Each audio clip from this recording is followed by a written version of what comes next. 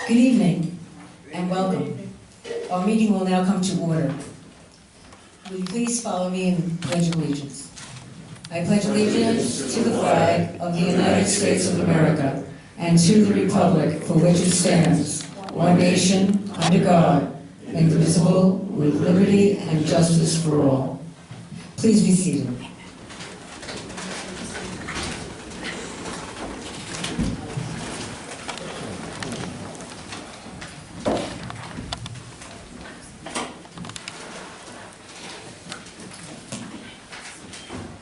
All right, we'll begin with our comments by department heads, by Mr. Stasi, and by Council B.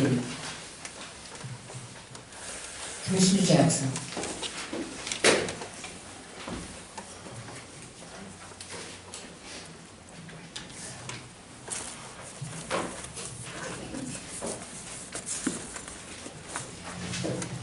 Thank you, Mayor. Police Department has number 18, that's the agreement for be the lead agency for TRAX. TRAX is a New York State program, monitored by the New York State Police. It's a ticket writing program, also an accident writing program. It would be very beneficial for the police department because it's no cost for the software. It will also help us write tickets that are more comparable to the Garden City Court and the state recording system, and will also assist us in speed of issuance of tickets and quality, especially important in the light of discovery.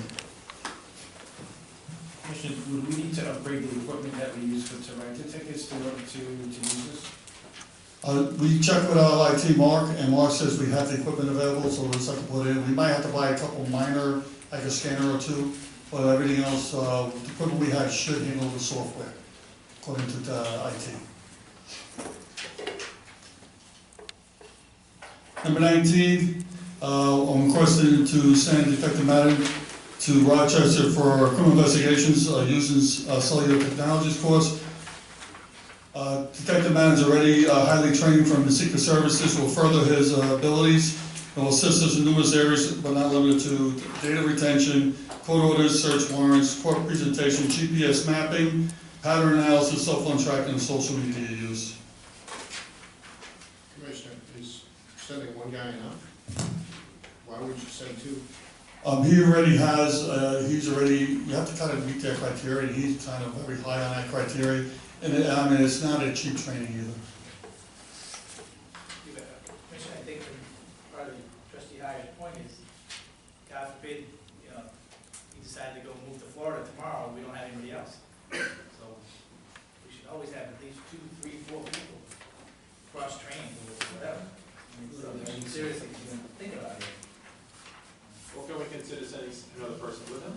I can look into it. At least next year, let's plan on, somebody else being brought up to speed. That's why I was asking. Yeah, what happened was when we did the Secret Service, they only allowed one officer, and they paid for it. So he was able to get the qualifications. So I will look forward into see if we get more qualifications on it. Also, just a couple items I'd like to bring up. Many of you may know Phyllis Jakubowski. He was a special police captain for over 30 plus years. He was very dedicated to the village and the police department. He passed away yesterday, and I prayerfully announced that. Also, I'm getting some inquiries regarding 7N, regarding the analysis of the permits, parking. We'll tell you that it has assisted us in breaking down tickets and enforcement. First half of the last year, we wrote 785 tickets. Second half, 1,768. And most of that increase was due to 8-hour parking violations, 226, and permit parking violations, 380. And we have been receiving a lot less complaints on the front desk regarding parking in that area. Kenny, as far as the number of permits, how many do we have that have been issued? We're up to 47, sir. 47. Okay. That's all, ma'am.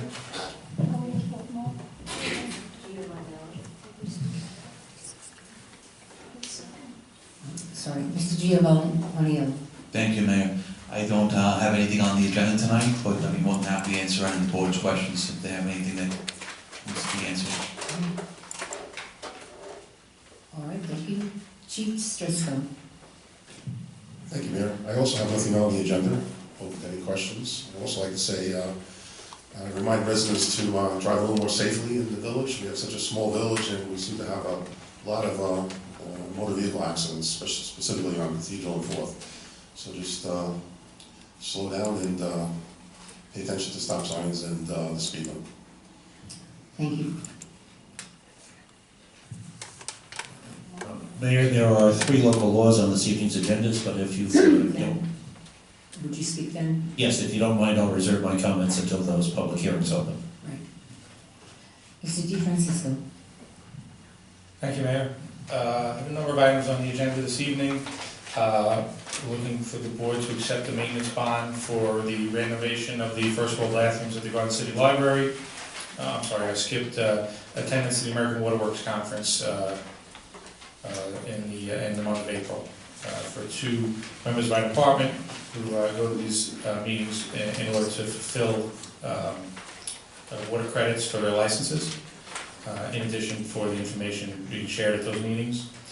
Items 22 and 23 are renewals of contracts for services that the village uses on a regular basis, electrical services, and wire to water is an electrical contract that we use pretty frequently in the water and sewer department.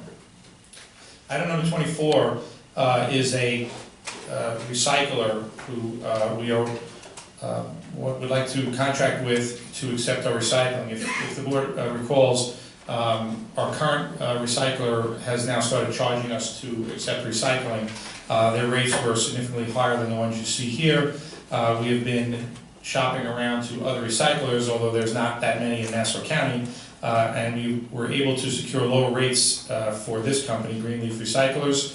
We wanted to try them out on a trial basis because we've never used them before, so we're going to establish some rates right now. We'll start using them for a little while, bring some trucks there, see how it goes, and if we're happy with the service, then we're gonna move forward with putting out an RFP for these rates. So we're driving to Oceanside now? Well, we haven't started yet. We don't have the rates in place yet, so we have to see how that works out. It's a further drive now. And right now we're going to Westbury. This would be a further drive out of the village. So it's more of a trial to see how this works, and if it's feasible and if it works. Do they only take recycling, or do they take regular garbage as well? No, I believe they're just a recycler. Joe, do they do any other municipalities? I'm not sure. I can get back to you on that. Yes, sir. I think one of the things we spoke about was whether this is worth it at all. Correct. Why do we not just have our current vendor who has dumpsters at the yard, and they will take everything?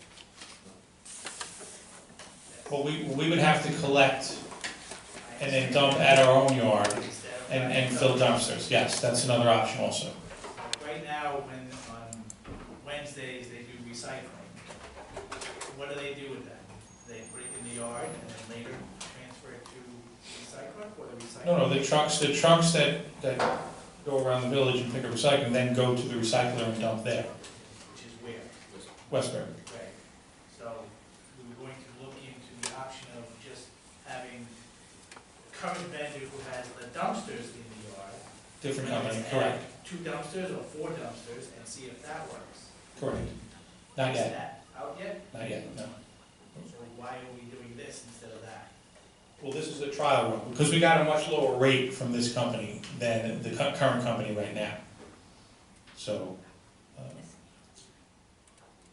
Okay, So how so long when is the trial? they're doing the run on Wednesday to pick up. well, the recycling- runs are 5 days a week. The recycling's picked up 5 days a week. Okay, so how often during the day do they travel out of the village to go empty the truck? There's 2 trucks a day, they usually each go once a day. I'm a little confused. Why do we have recycling 5 days a week, we only have four sections? It's a different map than the garbage map. Because we only use 2 trucks. For garbage, it's 6 trucks. For the villages, if you go into the sanitation there's a map actually in the sanitation booklet that shows the 5 areas for recycling. Mr. DeFrancisco, can you just let everyone know what the current rates are they're paying Westbury Recycler versus these? Yes, it's, off the top of my head, I don't have it in front of me, but I believe the commingle is about $125 a ton, and newspaper cardboard is somewhere in the neighborhood of 50 to 60, if I'm not mistaken. Significant savings. It's a significant savings, yes. But don't, I will confirm that after the meeting, the exact rates. Contract, sir? I'm sorry. How long would the contract be for this? How long will we do a job? Well, we're not, the trial, once we have the rates in place, we can continue to use them, although purchasing rules require us to go out to a bid. We're just doing this on a trial right now to see if it works. But I would have to adhere to the village purchasing laws and Yes. submit it publicly. Are you anticipating this is gonna result in any overtime? This is a solid 30-minute drive at least. Well, that's why we're testing this out. If there's gonna be overtime, then that has to be factored into the cost, yes. Great, thank you. So, one other note, now that we at least have other options for recyclers right now, we are gonna probably move forward with the new recycle bins. We had held off on purchasing recycle bins for the village because of the uncertainty of the recycling market. But I think now that we have other options, we will move forward with that purchase. So, Can I ask a question? How many people are on the recycling truck? there's 2. And they both go to Oceanside? Or There's two people on each truck, 2 on 2 trucks, so four people. Okay, so they both go to the recycler to drop off, or does only the driver in the truck? No, they both truck there. I just have one other question, this could be a silly question, but has the amount of recycling that we pick up, has that increased in like the last couple of years? No, it seems to be the same. The only reason I say that is, I don't know if the rest of you do this, but I put my recycling bin out, and those people come by, and they strip it to the bone. I mean, by the time they leave, there's not a bottle, there's not a, I mean, I Good know, stuff. they get 5 cents a buck, but I'm just sitting there saying, but I'm telling you, I put it out at night, and it's mounding over, and I look in the morning, the truck hasn't come yet, and there's like 3 things in there, I'm thinking, Let's go check it out. yeah, maybe we could hire them. I'm just telling you, give them a permit and let them just go through the village. I mean, I'm happy. Does it work?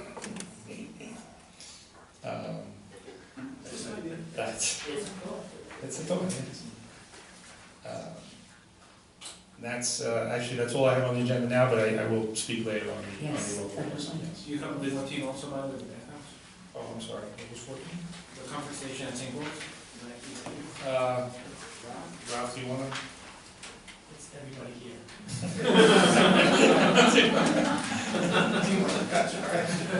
Brian, you done for that. It's a parks project, you know, it involves finance. So basically, the St. Paul's Comfort Station, tonight, there's item 7, resolution is related to 14. So let's start with 14. We have a change order. As you know, we're proceeding with, the last change order was to redo the bathrooms with a large 12 by 24 inch tile, but because the walls were not plumbed, the holes in areas, the large tiles could not be put on the walls without creating a whole host of other problems, which require a lot more money and work.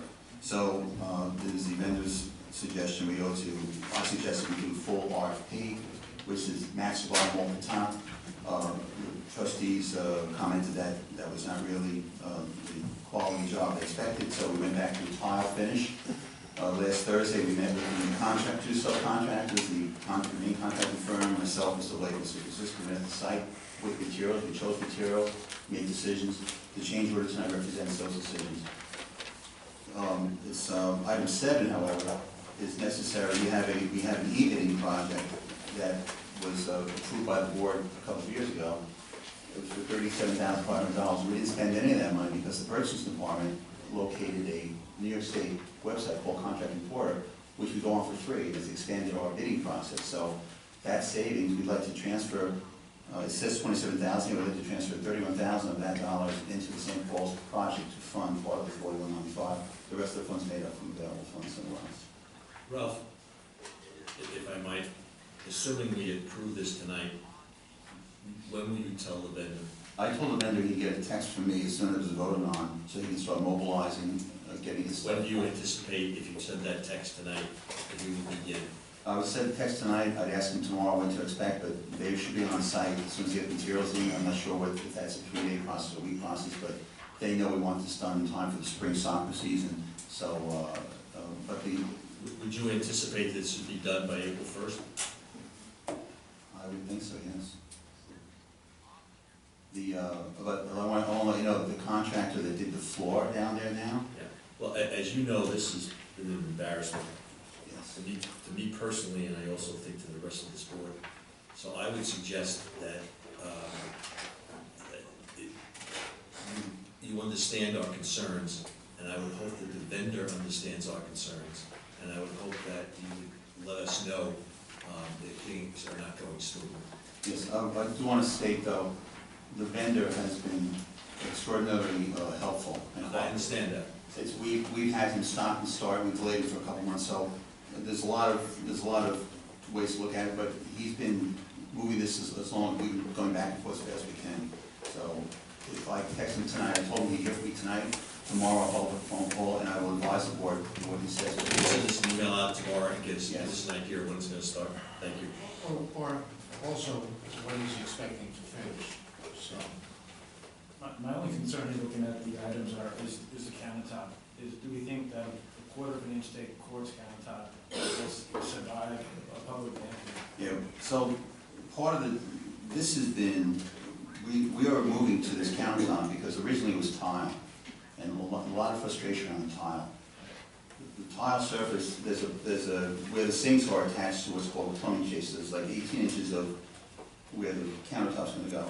The stone we're putting here is the same stone that is used at the sill when you walk in. It's a better application than putting tile there. Next thing, I'm more concerned about the thickness of it. Right, you think about an 1 1/4 thick, with kids using that bathroom and kids being kids, do we think that it's 30 enough? 1 1/4, yeah. I believe it is, and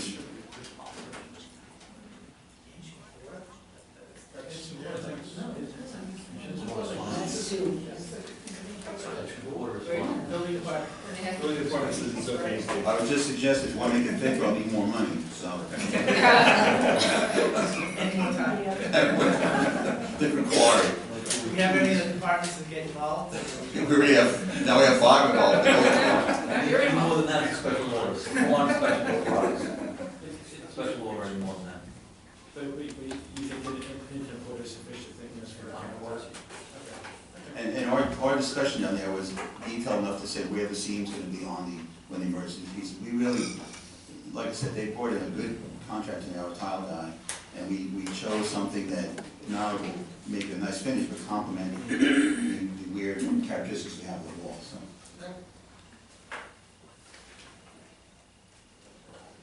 Before we move forward, Mr. Francisco, would like to make just a quick comment about the leak on Franklin Avenue. Yes, so last evening at about 12:30, we got a call about a water leak on Franklin Avenue between 6th and 7th Street, over by, actually right in front of Prost.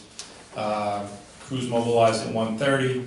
I went out there, I met them out there about 2:30, and we had to shut down the northbound lanes of the road, the southbound lanes, and there was a service line break in the street. It was basically a water line break that needed to be repaired. Water service was turned off for most of the businesses for all the businesses between 6th and 7th Street on Franklin, and some of the businesses on 7th Street.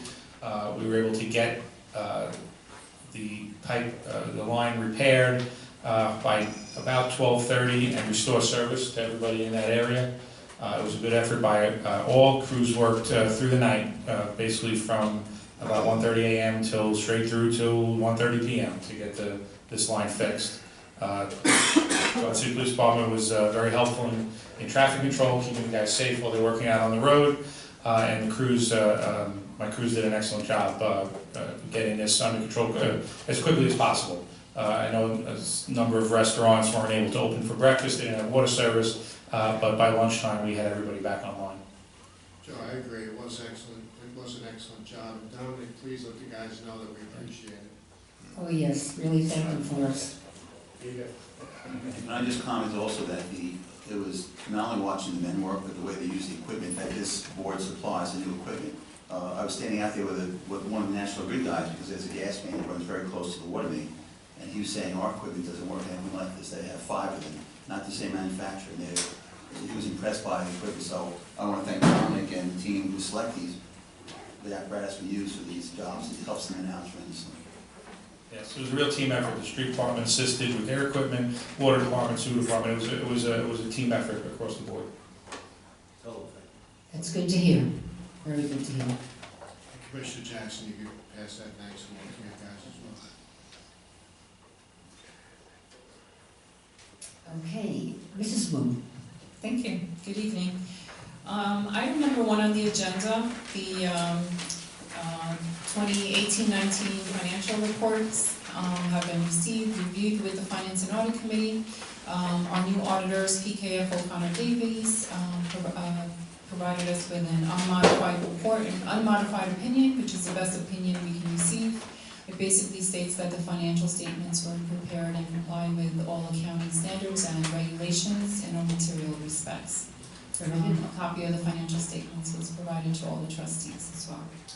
Mrs. Wu, before you go past that, I just want everyone to know that one of the things that we had talked about as a board is that we had the same auditor that was auditing the village for, I believe, Irene, close to 20 years? About 16 years. And what happened was is that we had decided that it would be good for us to have a fresh set of eyes to take a look at everything. And I will tell you that the auditors came through. They basically stated how impressed they were with Mrs. Wu and also with Garcia and with their staff. And except for 2 minor suggestions, they found absolutely nothing or issue with the entire village.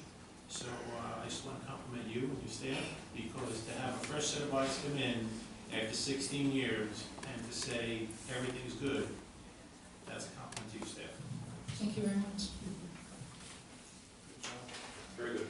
Thank you. We have a great team now in the finance department, so we're very proud of that. Okay, item number 2, the tentative assessment roll has been prepared and filed with the village clerk's office, and it's available for viewing on the village website as well as in Village Hall, if anyone would care to come by and look at that. Item number 3, annually we engage our actuaries to provide some required reporting for us. That's we use for our year-end disclosures, as well as to assist with our budgeting for the future year, regarding our workers' compensation, general liability insurance, as well as OPEB, our other post-employment benefits. Item number 4, we're excited to move forward with our tax billing and assessments project. We finalized the contract with Tyler Technologies. It's been reviewed by council, and it's ready to be approved. So we're excited to have that presented to the board. We're using them for the first time then? So this is the same company that has been used by the building department and the DPW department for their systems, their new system implementations. And this will help us have better efficiencies with the building department. We'll now have a direct connection with their system, which will be used in the assessments process. Right now it's a manual process. We need to get all the new changes, the permits have been closed out, all the changes in homeowners that make changes to their properties, that's given manually to our assessor, and then he updates the assessment system. Going forward, that information will be, in the same system. Both systems will talk to each other. Oh, I see, I didn't realize that. The amount is on 500,000. So it's both the tax But and it's billings worth it, you're and saying. the assessment system, so it's 2 modules, it will be web-based. Residents will have access to their own information online. It will provide us with a lot more functionality than we currently have today. Very good. What's the annual, does it say? No, so this is the implementation cost. It does include the first year annual fee of $80,000. Every year we release the Yes. Eric, how long does it take to get this implemented? Well, now we'll have to schedule, once the board approves this, we'll schedule with Tyler, and it'll be about a year, to implement. It's 2 major modules. You will or won't be able to use it for this year's budget? No, this is not the budgeting system, this is for okay. tax billings and assessments. So Oh, we I just see. completed the assessment roll for this year, so this hopefully will be in place for next year's roll, assessment roll. I would just add, any software system implementation always takes a long time, longer than you think. So I would bet in a year, within a year it's not done, and that is through nobody's fault, it just happens. I know that from my business, I know that from my clients' businesses. I'm sure Irene could tell us from being in AXA was the same way. When you embark on something like this, it's unbelievably complicated. Yes, the current system we have now was implemented in the early 90s, I believe, so it has, That was the pencil sharpener? so it's a lot of data, a lot of information. Obviously, we won't transfer all that data and all that information, but we do, there is an enormous process. It's not just plugging in a new system and starting from scratch, we have to bring in all the historical information. Yes. That's all I want to know. Somewhat related, we've spoken about this. Is there a way we can actually match up our tax bills with property?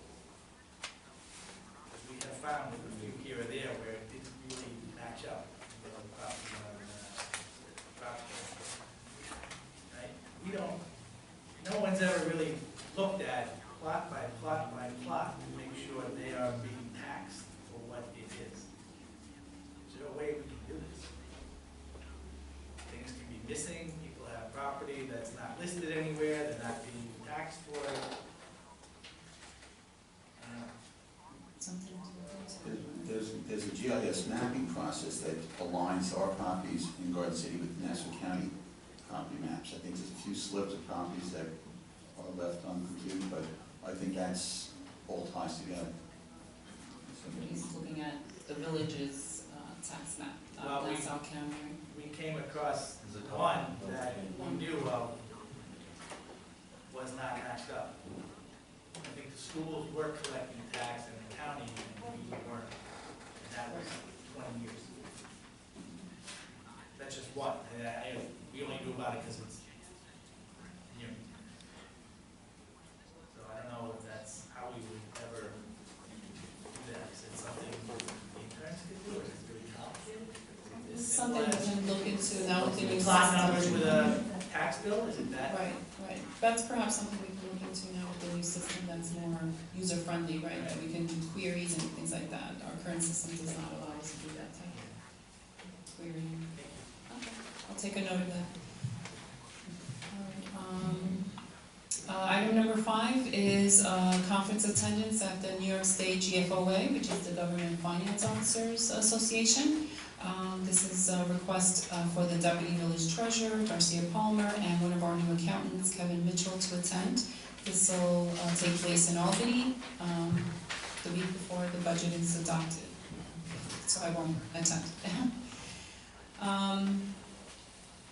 And then we spoke about number 7 briefly about the comfort station. So this is to transfer funding. I believe, Mr. Swazi, there's a change in the amount of the transfer, so we'll be adjusting that line item. I guess taking it out and adjusting it, right? Adjusting it to 31,000 and 6,500 versus 27,000. Okay. And the rest of the items are transfers requested by various departments. Thank you. Mr. Blake. Thank you, Mayor. Recreation has 2 items on the agenda tonight. One is number 9, sick leave, and just for the board's information, we list 2 employees, but after the agenda was published, we found that one of our employees will be returning on Monday, so we're down to 1 person out on sick leave. The other item is number 17, purchase of a Toro utility cart. This was approved and budgeted in capital budget last year. Purchase price under New York State contract is $11,931 and change. This replaces a 2005 utility car, which is really on its last legs. How would think? And one item of concern and notice, we had our first pickleball program today, and we had over 40 happy residents in the field house learning the ins and outs of how to play pickleball. We have a question, trustee Dorney and I. On 17, if it's already approved, why is it on the agenda? Can anybody answer that for me? It was in the budget. If it was in the budget and approved, why is it on the agenda? If it was in, if it's in this year's budget, and it was approved as a budget item, why are we approving it again? Is it because,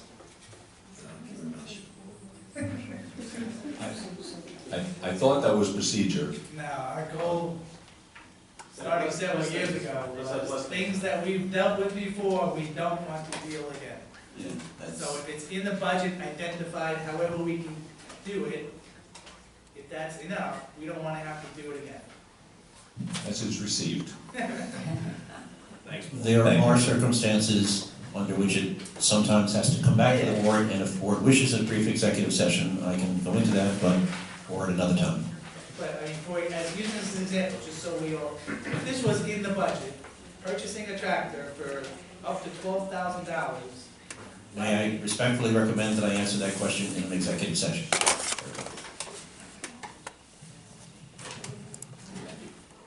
You're welcome. All right.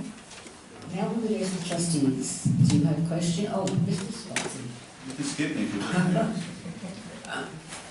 We already talked about 7 and 14. Number 8, just to point out, the $7,400 in the village justice court. This was an annual maintenance item for their ticketing system.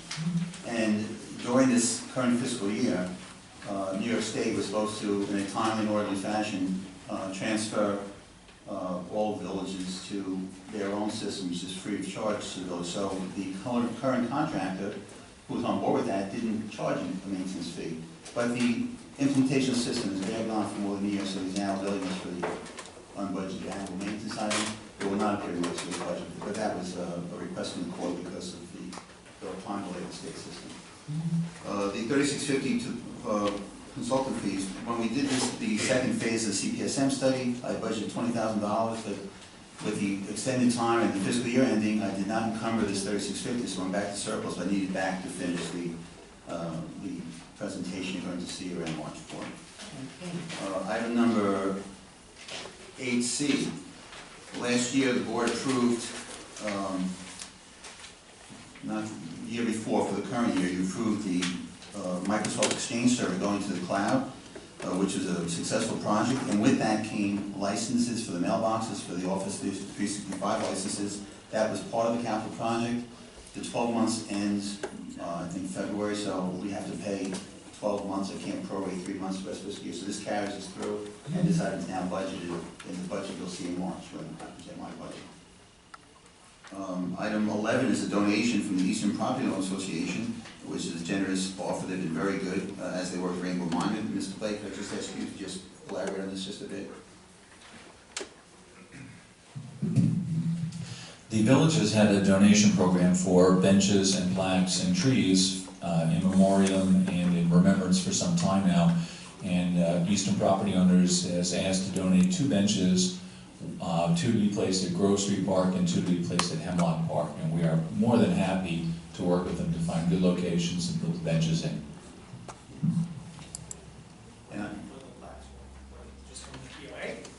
I don't know if there's plaques on these benches or if they're just benches, to be honest with you. There is going to be a plaque saying, I guess, Mrs. Allman, donated by Eastern Property Owners.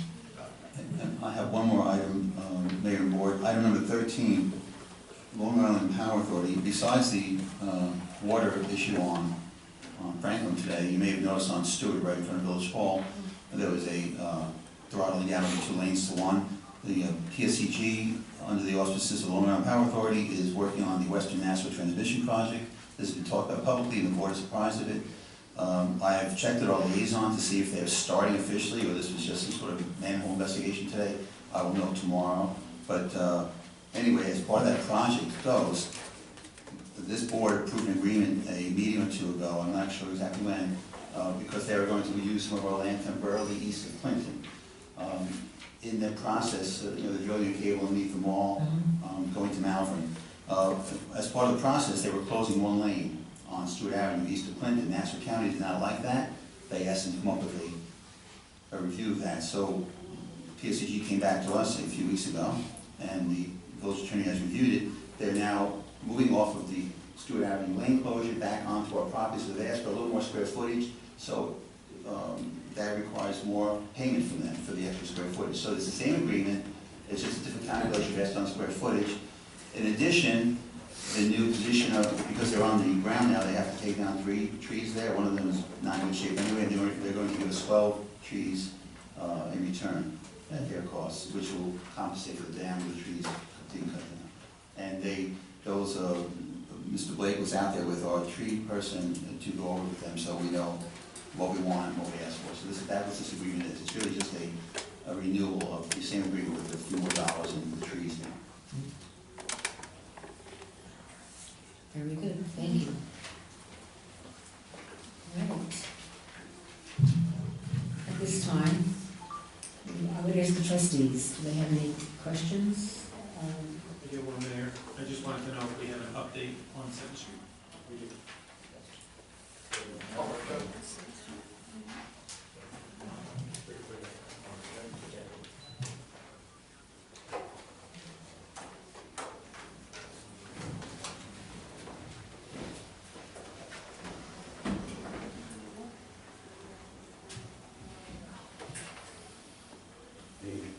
You might want to sit back a bit. You got to wait on the screen.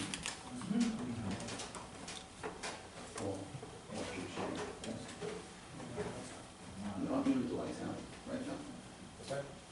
You leave the lights on. This is ridiculous.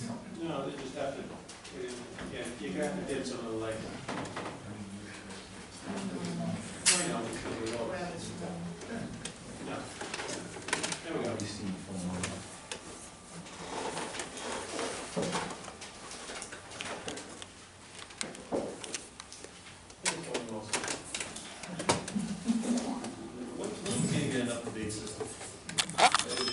So while we're waiting, I have 2 proposals. I did not get on this agenda, and I did not want to suspend the rules tonight because I have to speak to Mr. Giovanello one last time, but I have 2 proposals for a 98-inch screen to go on that wall, and we also are considering an 86-inch smart board, which could be used for other purposes besides these board presentations that might be beneficial to the zoning and planning boards and ADRB. So you'll have a presentation on the next agenda to okay the funding.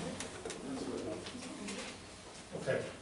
So, as everybody recalls, or hopefully recalls, the Board of Trustees had asked for recommendations to improve safety for the residents and the visitors who frequent 7th Street. Some areas that were mentioned, obviously, were the corners by Franklin Avenue. Crosswalk safety was another item that was mentioned, and we also wanted to just take a complete overview of the area where there's, because obviously the corners at 7th and Franklin are not the only areas with outdoor dining. So we compiled an informal committee, which includes the Garden City Police Department, the Building Engineering Department, the Street Department, and other areas and members of Department of Public Works, to study what was there, what the layout of the street looks like currently, determine where our vulnerabilities are, and obviously propose solutions. So one of the first areas we looked at was the corner of 7th and Franklin by Leo's. It's actually a very crowded corner when it comes to, there's a number of street lights that are already there, there's the pole for the traffic signal, there's a number of trees, there's storm drains along the corner there, but after looking at the area, we are proposing to install 6 bollards around the corner, and I've kind of noted here where the approximate area of these bollards would go. This is all pending, of course. There's a lot of utility lines under there, so the actual placement of the bollards could vary slightly from where these areas are, once we find out exactly where all the utility lines are. But these placement of the bollards in these areas, in combination with the trees and some of the poles that are already there, should provide enough protection for this corner for any type of vehicle either losing control or whatever happens can occur. We also looked at the opposite corner, across the street at French Workshop. Now, there is a large concrete planter already there in the center, but we did look at the wings along Franklin and along 7th Street where we determined that there were still some vulnerabilities there. There are less street lights and trees in the area currently at that spot, but the planter in the middle does take up a significant area and kind of helps us when it comes to the ramp in the middle. But we still are proposing bollards, 3 bollards on the Franklin side. And we also noticed that there's a bench across the street on 7th, so we kind of want to match that bench on the opposite side. So there would be bollards and an additional bench put on the north side of the street to mirror the south side of the street. And we feel that that would hopefully provide, we think it will provide a protection for the customers dining on the corners of the French Workshop and 7th. John, before you move on? Sure. I'd like to point something out to the board. Joe and I have talked about this. See the sidewalk that is going north-south? Look at what is the eastern edge of it, which would be your right side. It's about 2 feet into Franklin Avenue. So if you were walking near that white stripe, you are in Franklin Avenue. I don't know how or why that was ever done that way, but I think we should correct it. Yeah. Wow.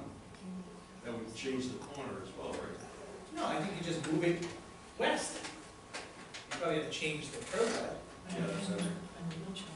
Well, I believe it lines up with the white road markings on Franklin. If we just put Which the is in ballot, the road. yeah. Yeah. But if we just put the ballot there, would that help resolve it, Joe, or? Well, the crosswalk itself, I don't think so, no. I mean, the crosswalk is, No, no, I yeah. And we can look into moving it. I'm not sure if that's an overlay or, I'm not, I'm yeah. sure it's not an easy, simple Yeah, fix. yeah. No, it's a good point, why don't we take a look at it? We can take a look at that, and I'll have the street department take a look, and we can, Makes sense. That'll protect the people sitting there. And Joe, just a Closer question, to the curve, right? just a question on the ballots. Do we have an idea of how strong they are? yes, so, currently the ones we use now, they're about 3 feet high, they go down about 4 feet. Some of the studies we have show that ballards of that size will stop a 4,500-pound vehicle going 30 miles an hour. So we can look into stronger ones if we feel it's necessary, although we didn't think it was. We can also we're also going to look into a little bit more decorative ones that might have lights on, solar panels or lighting, because we do have, and you'll see in another slide where the ones we currently use now are pretty standard black bollards. What is, Joe, Yes. that planter, how high up is it? Would that stop a car, or maybe we should? Yes, I think that would stop a car. I can't say Or should we definitively, just put but. more ballards on either side of it? In case there's an accident in the intersection, it hits it and goes in between. Yeah. I think that place was gonna stop anything. Well, that's what I'm asking. Yeah, I mean, even the streetlights themselves on Franklin are solid into the ground. We've had cars hit those and they don't move. There's significant damage to the car. So, I mean, I can find a little bit more detail about that planter and its structure. But we felt that was It's pretty a pretty big planter and good size. It is, but driving right up that ramp there, it goes over. Right. So now, there's a number of other eating areas along 7th Street, but there's also parking along 7th Street. So we didn't feel it necessary to put bollards all the way down the street to protect certain, the areas of where the seating was. But we wanted to highlight a couple of other areas where we felt additional bollards might be needed. the entrance to 7S by National Market. They have seating outside, there's some seating, actually you can't really see it too well in this picture, but there's some more seating west of this area. There are currently bollards there, but we felt additional ones might be necessary just to provide some more protection. And then going down to Hilton, the entrance to 7S off of Hilton, this building now has outdoor seating, which was, I guess, just approved recently. So this is a very busy intersection. You know, there's a lot of traffic at this intersection. This one a little bit, this could be a little bit troubling adding bollards here because it's a very narrow sidewalk along the building here. So the placement of the bollard on this side could be an issue, just because you don't want to, you can't block the sidewalk. But with at least one on the I guess the south side would provide some protection for any car maybe making a left into the lot, losing control and jumping the curb. The arrow is actually blocking the tables. That's where the tables are in this section. So we looked at the entire block of 7th Street up and down. There are some existing bollards already, as you can see in this area. The corners on Franklin are a concern and a priority. The other areas along the block is really just maintenance to what's already there, additional bollards here or there to improve safety. And of course, this entrance on Hilton, which is a new area for new dining. So we looked at that area also and felt we should protect that area also. So we also addressed the crosswalks as part of the conversation. So there were 3 mid-block crosswalks on 7th Street, and there was a roundtable discussion, and a number of ideas were kicked around on how we felt we can address, improving the safety for the pedestrians crossing at these crosswalks. We talked about reflectors in the pavement, which would highlight. We can install them in the roadway, not lighted, but reflectors, so that when lights shine on, it reflect back. I know we talked about, or stop signs were mentioned at each crosswalk. Other villages have had, they've installed flashing lights so that there's a button. When a pedestrian pushes the button, the lights start flashing at the crosswalk to alert cars that there's a person entering the crosswalk. We talked about road markings. You can paint actual words in the road as cars are approaching a crosswalk. So it was a good discussion. There was a lot of ideas kicked around. So some of the stuff we can do quickly if we want to. Installing reflectors in the pavement to highlight the crosswalk, something that can be done in-house fairly quickly, and actually painting in the road is something that can be probably done fairly quickly. The stop sign solution was a concern because we feel that a further study would need to be done because you have 2 pretty busy roads on each end of Franklin, on each end of 7th. You have Franklin Avenue and Hilton, and adding 2, 3 stop signs on 7th could have a detrimental effect. It could affect the traffic conditions on the surrounding roads. So a more comprehensive study of the area and what stop signs would do to that area would probably be needed if that option was chosen.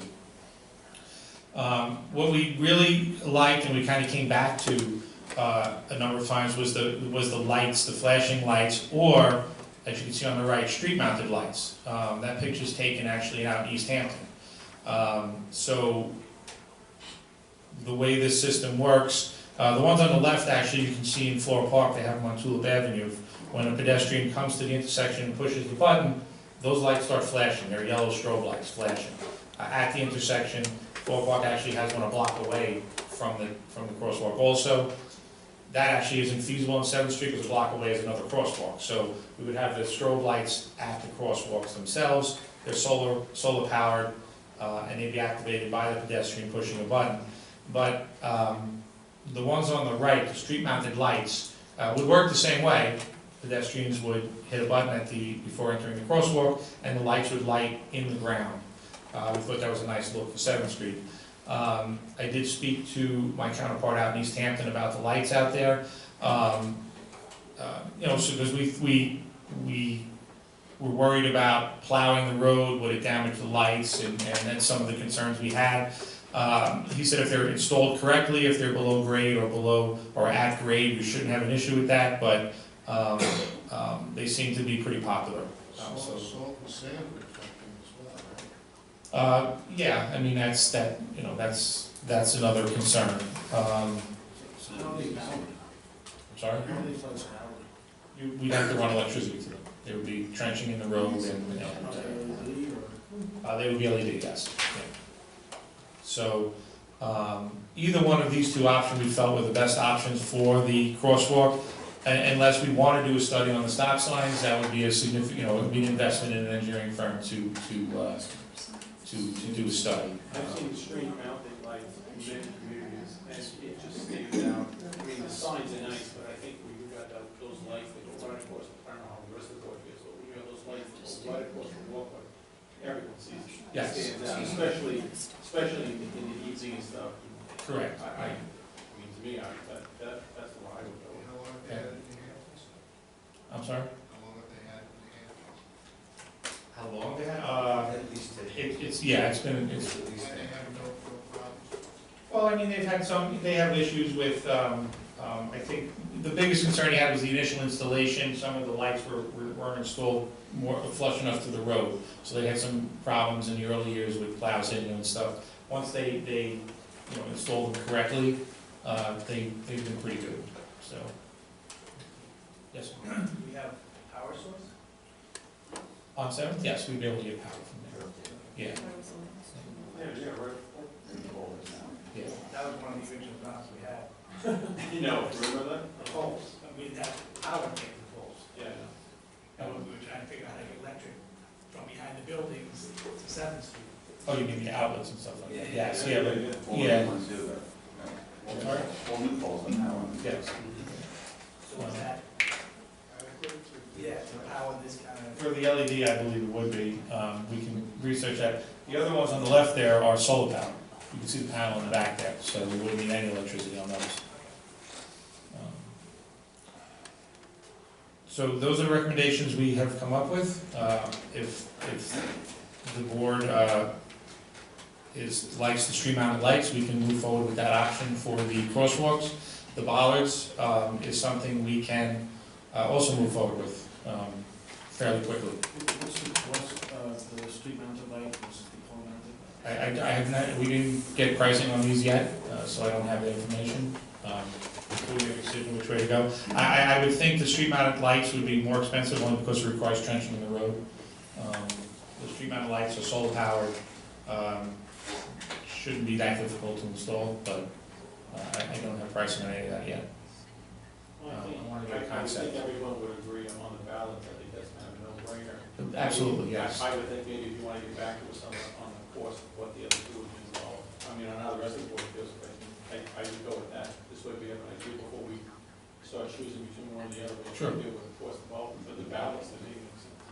and just, would we have to add another pole to the pole mount?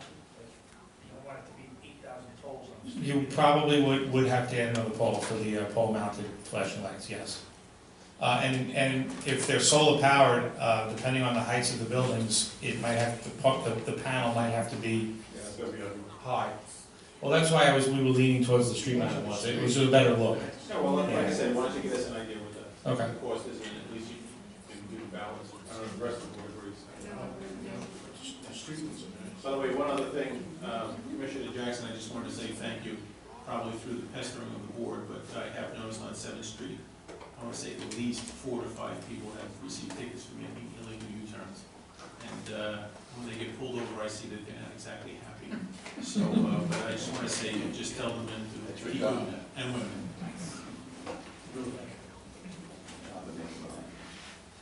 So just to quickly summarize, the committee's recommendation was the bollards in the areas along Franklin and 7th, and then the additional ones down further. And I will get back to the board on pricing and the difference in the cost between these two options for the crosswalk lighting. And you were also going to look into the suggestion that Trustee Domi did about the sidewalk? And yes, on the crosswalk over by Franklin, yes. Questions?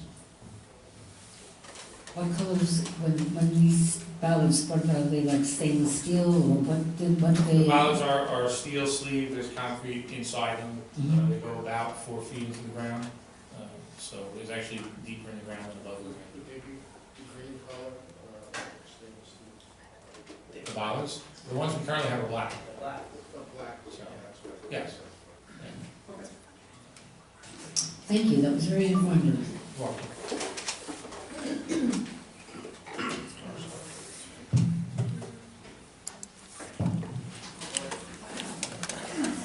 further questions from members of the board? Yes. Yeah, two things I'd like to talk about.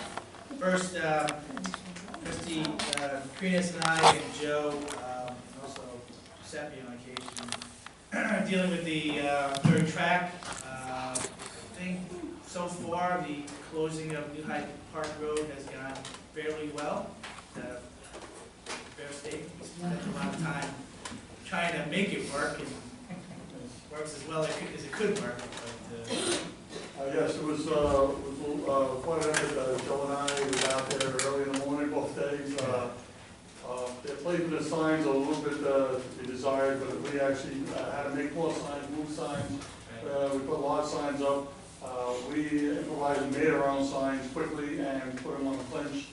They also have some of the old signs still up from the old tours. They were caused with a question to them. So we took care of that. We also rode around Jericho Turnpike to make sure there were signs in place directing traffic away from Denton, and that seems to be working very well. There was one issue where they tried to help traffic by putting lane signs up on New Hyde Park Road, and at the same time have a detour going towards Culver. Everybody saw those lane signs and went towards Homestead, so we took that sign down, and it corrected itself. We also put some enforcement cards. One person who did get lost passed the school bus, and we did give it a ticket, and we checked Rockaway, Nassau, and Denton.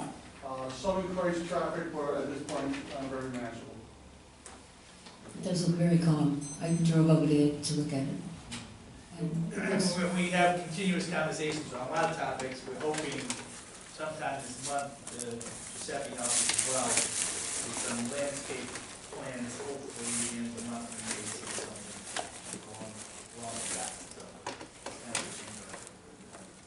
The one thing, Commissioner, if we can maybe have somebody stored out in the closest to Hyde Park, or I've noticed in the morning walking to the train lots, and the other one east to west. Hopefully, I guess we can have like a detour and try and get to where we can cross there and to Lama Speed. We actually had a couple of enforcement cards that were trying to figure out which areas were causing most issues. And that might be the areas that we'll have to take a look at. The second item I'd like to talk about, and I'd ask for a motion at the end to suspend the rules, is seems to be some confusion or something about one of our board procedures. I believe any board member can have something placed on the agenda, so I would like that we more formally or explicitly put that in our board procedures. We have in the board procedures, there's a sentence that says, individual board members and the village administrator may contribute agenda items.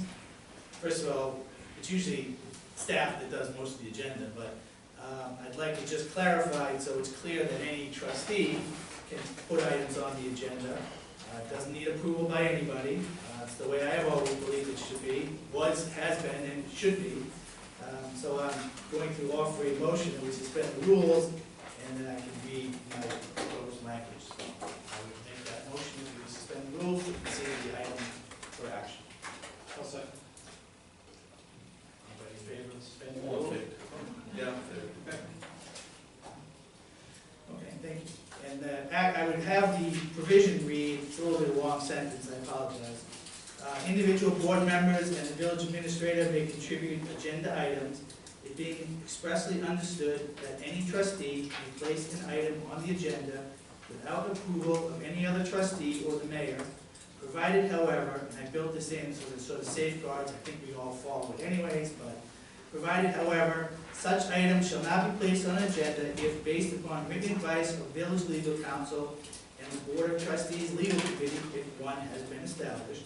Such items should not be discussed in public as it would be detrimental to a legitimate legal position of the village, and public discussion would be adverse to the legal interests of the village. And I think that builds in a safeguard in case somebody has an idea of putting something on the agenda, but it really shouldn't be, like litigation, whatever the topic might be. So that is my motion to amend the board procedure so it formally allows any trustee to put an item on the agenda. Make that motion. Approve that way. I'll second. Do you want to talk about it? No, it makes sense. All in favor? All in favor? Thank you. That's it. So then, anything further from the trustees? Yes, I would Yes. like to, I guess, remove for discussion, item number 25 on the consent calendar. Go ahead. You want to discuss it now? Yes. Okay,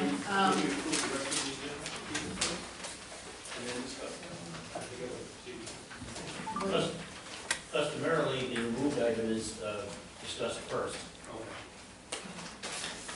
Are there any citizens' comments on agenda items before we proceed to the consent calendar? Okay.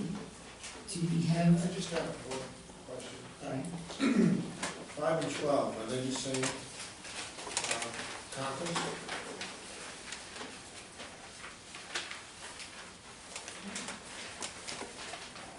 Are they going to the same conference?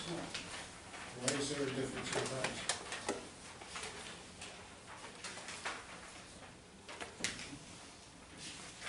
two people, I get the 2 people. There's still a difference. you asked. Thanks, Colleen.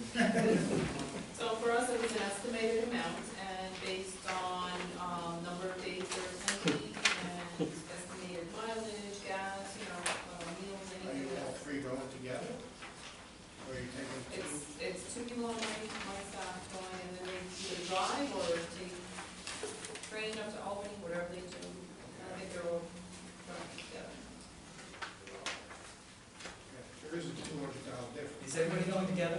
No. We usually go separately, and I chose the hotel that the conference is being held at was overbooked when I booked mine, so I wound up in a less expensive hotel. Okay, I'm fine with that. I just wanted to know why there was a difference. That's all.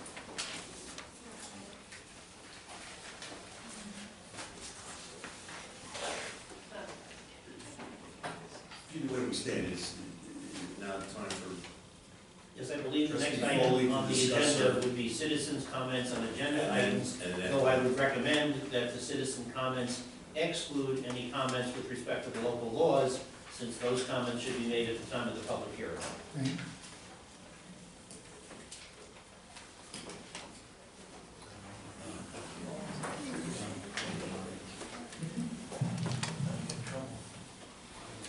Earl Smith, Pine Street.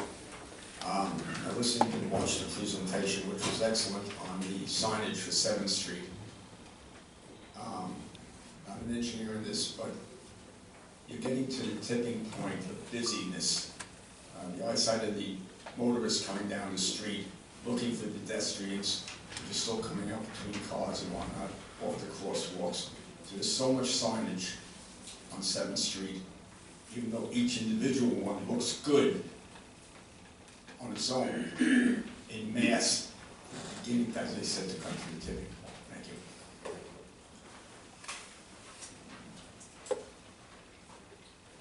Anyone else? Yes, Mr. Alardi?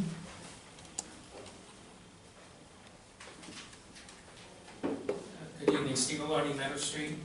On the recycling, do we currently recycle cardboard?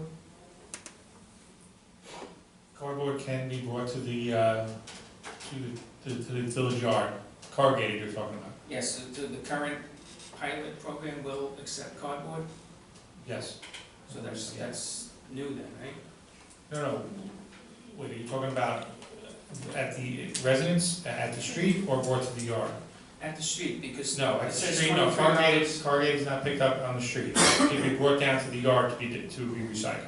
Okay, because it said $23 a ton for newspaper/cardboard. That's not corrugated cardboard? Yeah, I mean, that's the rate that that's the way the agreement was worded, but we don't have the capacity to pick up all corrugated in the 2 trucks that we send out. It would overwhelm us, so we can only have it dropped off down at the yard right now, so. Okay. But we have a rate established if things would change in the future, but. Okay, I just thought that might be something new, wasn't clear. The item 27 on the procedures for the traffic commission, that was sent to the JCC of the DOAs, and I had sent in some comments or questions on that I didn't hear anything back. So I was curious on a couple of items as far as what's considered, you know, who determines what the 1 to 3 block radius is that the POA is supposed to deliver flyers to? How is it determined about the majority of residents in that 1 to 3 block area agreeing with the proposed sign or whatever the traffic issue is? And is it on the budget of the POA to do the printing of this flyer that's going to be hand-delivered? And is it the POA that's hand-delivering it? And lastly, it says that the POA should wait for the analysis by the police department and DPW before we take any action, which includes inviting the resident to a POA meeting, discussing it at a POA meeting, and voting on a non-binding recommendation. But once the police and DPW complete their analysis, it says it's going to be put on the next traffic agenda, and that's not going to give the POA time to do what the POA is supposed to do in this instance. So I sent those questions in and I didn't hear anything back, and I wanted it mentioned before this is agreed to. I think those are good questions. I would suggest we take it off and let's kind of review work and try to answer some of those things. Okay. Did you get my email? Don't remember. Steve, who did you send it to? Excuse me? Who just Who did you send that? I sent it to Karen Altman, and I believe she said she was going to forward it on to the group. I've been jammed at work, so. And I believe another POA sent in a couple of questions. I'm not sure if it was the West as well. And one final, it's not an agenda item. See you later, thank you. So we agreed that we're gonna take this. Yeah. Taking it off the agenda. Take it off. Let's take, and I second that motion. Take it off and we'll do it some other time. Yeah, okay, good. Good idea. Good point, Steve. Thank you, sir. Hi, John Cantwell, Kilburn Road. I'm wondering if, whenever we were talking about pedestrian safety, if we discussed reducing the speed limit to 25, or if we ever have in the past. I think that probably any question that we might have about reducing it has been answered when New York City reduced to 25, and it's certainly safer. And I think it's kind of silly that I can drive faster on Queens Boulevard than I can on my little residential street in Garden City. I missed that. You're saying it should be 25? I think it should be 25. Certainly in Just specific. curiosity, have you written to your local state representative and asked them to support us having speed cameras? I have not. Would you like me to? I would Yes, love definitely. to. Okay. And I would love everyone in this room to. We all would, actually. We've asked now for 2+ years. Okay. I'm happy That's to. part of the problem and part of the solution. Sure. But I also think that a lower speed limit would be, I mean, it's 4 miles to get across Garden City. I don't think that it's going to take anybody that much longer to go 25 instead of 30. And I think that all the people that just kind of fudge the speed limit and go from 30 to 35 or 40, instead would go from 25 to 30. We'll take it into consideration. Thank you, sir. You can go on the village website and find the language to send to your 2 state representatives. Thank you. So now, I'll ask again, is there anything further from the trustees? Or are we completed? Oh, you're on this, okay. Arlene Tracy, 67 Hilton Avenue. Was it ever discussed or considered to make 7th Street a pedestrian mall? Close it off? You know, in some I of don't the believe that was ever Never considered. discussed. No. Would it ever be considered? No, not as long as I'm curious. Yeah, I just. You on the board, Peter, was it ever talked about? No. I don't think it would make any sense. Is it a bad idea? I think it's a bad idea. Why? Because, I'm not gonna discuss it. oh, okay. I think that takes you back to 1992 or 3. Not commenting on the wisdom of the idea. Yeah, I was just curious but about in it. my memory, it's never been discussed. Okay, thank you. Anyone further?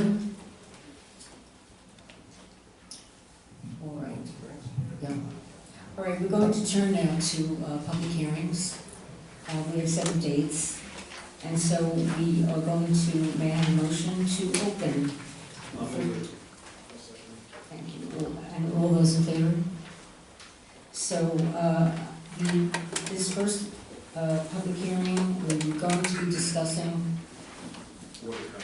right, is that we would enable the superintendent of public works to declare a water shortage and further restrict water usage throughout the village. Is there anyone in the citizens section who would like to ask a question or give a comment about that? Mayor, may I respectfully suggest that the board and the public may wish to hear Yes. briefly from the Mr. village's Udelson. special environmental counsel, Right. David Udelson, who worked with my office and was the principal draftsman of the proposed local law. Mr. Udelson, could you perhaps briefly summarize the purpose and content of the proposed local law?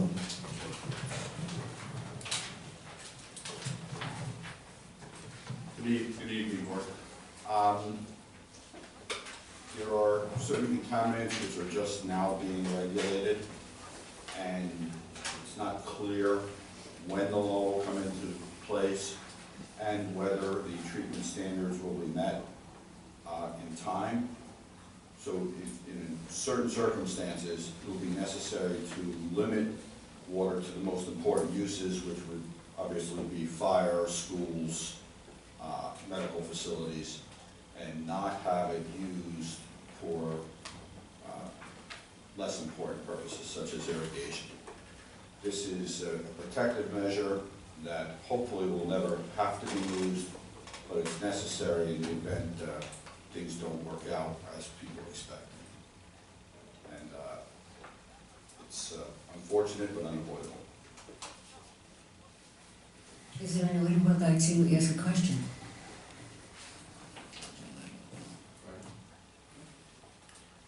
I have no idea what the answer to this would be. We have 3 golf courses in the village, and they get their water from the same aquifer we do. They have their own well. Does their usage adversely impact our usage? And certainly, even if we put in place these things, they're sucking water from the same system. Does that impact let's say we were had to reduce our water usage by 30% to stay in the limits, but they keep pumping water, do we now have to go to 10%? No. The new laws are proposed to address drinking water, so they don't affect irrigation. We treat all of our water to the drinking water standards, and that's why we don't want it to be used for irrigation if we're in an emergency situation where we don't have adequate capacity to serve the homes, schools, and offices for drinking water purposes. Now, those wells are not treated, and the fact that they're withdrawing water that you may not want to drink does not affect what the village does with its water department. Thank you, Mr. Udelson. In that event, there is no one else in the room that would like to ask a question? I'm going to suggest that I would close the meeting, and may I have a motion to do that? Trustee Delaney, and then second, Trustee Johnny, and then all in favor? Aye. All right, now I would like a motion to, we might as well adopt this. Okay, so we're going to adopt this proposed local law, and so Mr. Heyer, Trustee Heyer is first, and second is Trustee Foley, and all in favor? And so that motion passed unanimously. Now we'll move on to the second public hearing, and this has to do with all-night parking. And I think that the best person to speak to it is, thank you, Mr. Udelson. Thank you. Mayor, I think you skipped the public hearing on ethics. Oh, okay, I did. All right, let's go to May I have a motion to open discussion on the local law to amend the code of ethics? Trustee Macrinos, and a second. Trustee Foley, and all those in favor? Aye. And so I say that passed unanimously. Now, is there anyone in the room who would like to ask a question? Yes? Mayor, I would just briefly comment for you that this second proposed local law replaces and strengthens the current code of ethics. It clarifies, broadens, and enhances the requirements for all village officers and employees to follow not only the minimum requirements of the state ethics code, but imposes additional ethical obligations on our village representatives, including disclosure obligations when an officer or employee could exercise discretion in decision-making in connection with benefiting oneself or a relative. There are requirements for recusal and/or abstention in voting on certain matters. There are limitations placed on private investments and future employments of village officers and employees, where such investments or future employment might present a conflict with village responsibilities. And it creates prohibitions and disclosure obligations in the hiring and supervision of relatives, and prohibits political campaign contributions, or solicitations, my apologies, and regulates the use of confidential village information. Of particular note is that the definition of a relative has been expanded to include any household member of a municipal officer or employee, or such person's spouse. Two final items. First, I would like to note that Trustee Dawney and former Trustee Silver deserve particular credit for working on the drafting and moving of this legislation forward. And second, I would note, just for the record, I draw your attention to the typographical correction that was made earlier this week to section 12-9 of the proposal, and which added the phrase, quote, "in which the village is also a party," close quote. The corrected legislation has been on the website and is in the copy available to the public tonight, and is, in my opinion, not a material change. Thank you. Anyone would like to ask a question? Well, if I could just add to what the council said, Peter's office helped a lot. It started with, I guess, former trustee Silver and I. We kind of modeled it after a model state sample. The other members of the ethics committee, Mrs. Rothschild and Judge Mathers chimed in. So it took us a long time to do it. Obviously, it wasn't the most pressing thing in the world, but we finally came up with something we thought modernized, addressed things that had never been addressed. So that's what it was. In that event, if there's no one else who would like to comment, I'm going to close that public meeting. May I have a motion for that? Trustee Dawney, and a second. Trustee Macrinos, and all those in favor, say aye, and then that motion is unanimously. Now I would like a motion to adopt that village code in relationship to the code of ethics. So may I have this, okay, and then that's Trustee Delaney, and all those in favor? And so that passed unanimously. Now we're going to move on to the final public hearing, and it has to do with all-night parking. And I think that Commissioner Jackson, I'm going to ask you to comment on this. Would there be a motion to open the public hearing? It should be, yes. All right, so then I can have a motion to open it. Deputy Mayor Bolingbroke and Deputy Trustee Heyer, and all those in favor? And I think that passed unanimously also. Is there anyone in the, Commissioner, would you please take it? Thank you, Mayor. About 2 years ago, we started the new online program for all-night parking. It was a good success. It was especially helpful for seniors, not coming in every 5 days or 2 days or whatever to sign their cars in. We had some disabled residents or people under heavy medical attention. It was really convenient to them. However, we have a law like that. Some people take advantage of it. We do have a system in place where we try to determine people who are taking advantage of it, and we have issued tickets. However, the idea of the law is to, for guests or for special circumstances, as like a medical attention or construction, stuff like that.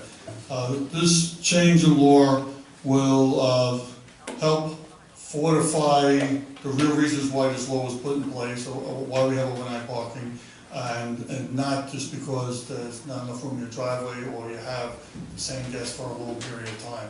So this will limit those issues and abuses, and also make it easier for the police department or those that take a look at abuses, and either to revoke a privilege or also for enforcement. Any questions? Yes? I'd like to thank, again, Peter's office helped us kind of create this, and as the commissioner said, it was really because we started out with an idea to help people, and people took advantage of it. That was kind of the first step, and then, like anything else, the more you look at something, you try and figure out, well, does this work, not work? So, council suggested we kind of more formalize the whole policy, because we never really formalized it, even though it was working fairly well. So that was kind of the genesis of what we ended up. And again, people can still go in and get longer periods of time, we just never had officially said it's 5 days or 6 days, it kind of was the policy, right? Yes, and this way, if you have a real, I mean, you have healthcare or something else, and you need a certain amount of time, they can see the desk often, that's also going to make that approval. Yes. If there are no other questions, I'm going to Do we close. feel 12 days in the calendar year is enough? Just 12 days? I think it's too long. It was a balance, it was, you know, neighbors get upset when people are, you know, in front of the house parked all the time. So it was 7 the right number or 23, it was just a, you know. Again, the history was, it was kind of like a 5-day thing. So we thought make it 6 and then let's maybe double it in a year. I had my driveway done. Well, we were just trying to balance. If you were having a major construction, no, if you were having serious construction on your house, it's possible. I've had my driveway done, and because the apron had to be done, and weather, it ended up being, instead of 3 days, it was 7 days, which is fine. Trustee Heyer, also the proposed legislation does contain provision that, quote, upon proper application and upon finding of certain short-term special circumstances, the police department may grant authorizations for such additional periods of time as deemed appropriate, close quote. They can do that online as well, or they don't? I am not acquainted with the technology that they intend to set up, but they can go to the police department for more extended periods. Yeah, the online is the 6th. Yes, the desk officer or supervisor is really the only person who can override the program and put in longer dates. And we are doing that this time, so we would just extend that if, you know, if need to. Okay, thank you. Okay, thank you, Commissioner, that was very good. Now I'm going to close that public meeting, unless, let me check one more time, is there anyone who would like to comment? All right, we're going to, may I have a motion to close that section of the meeting? Deputy Mayor Boldbrook and Trustee Delaney, and all those in favor? And that passed unanimously. And now we're going to make it a law by someone giving me a motion to create that law. Can Trustee Foley and Trustee Lupinos, and all those in favor? And so that is passed unanimously also. All right, I think at this time I'm going to ask for a motion to approve the minutes of January 9th, 2020. Trustee Heyer, and a second. Trustee Foley, and all those in favor. And that passed unanimously. Now we're going to attempt to move to new business. We would finish the consent calendar, wouldn't we? No, we would go to new business. Yes. All right. It seems that we must reappoint Mr. Swazi as registrar, and he has been doing that for about 6 weeks now into the year. But we are going to, I need a motion, please, to,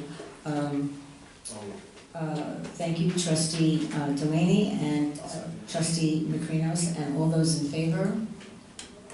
And so we have that passed. Mayor, may I just comment that that appointment will actually be for the balance of this official year. It Yes. will wind up appearing again on your organizational meeting calendar in April. Oh, okay, very good. All right, now we would move, I would think, to close and approve the consent calendar. Mayor, I've heard discussion up till now about the possibility of removing items 7, 25, and 27. I've not seen a motion to that effect yet, but does any trustee wish to remove any one of those three items yet? 7? That was Just 27. Just 25. My apologies, 7. Bear with me just a second. Then 7, if not removed, has been amended for different dollar amounts. So then item 7, in its amended form, remains on the consent calendar, but items 25 and 27 are removed from the consent calendar. Okay, so Is there a motion, does the board consent unanimously to that? So, trustee Hoyer, and a second, trustee Foley, and all those in favor? Thank you. Is that complete? Yes, Mayor, does any board member wish to now deal with items 25 or 27? 25, Mrs. Foley. Yes, I'd like to discuss with the board tonight the possibility of maybe amending or changing 25. The library came to the village board approximately a year ago requesting funds for their issues and concerns about security. They asked, which we granted. They put specs together. The library director is here tonight, and the report in your packet is extremely detailed, so I want to commend her on that. She presented it in front of the library board on the 27th of January, and it's very detailed. The amount that's on the consent calendar is for 40 hours a week, but in the review of the RFPs, there's also an option of 68 and a half hours a week. And what struck me about this is a couple of items. One, in working with the library board, the library director, and going to their meetings and hearing the concerns of constituents, I think they need the professional security firm full-time to cover the entire hours.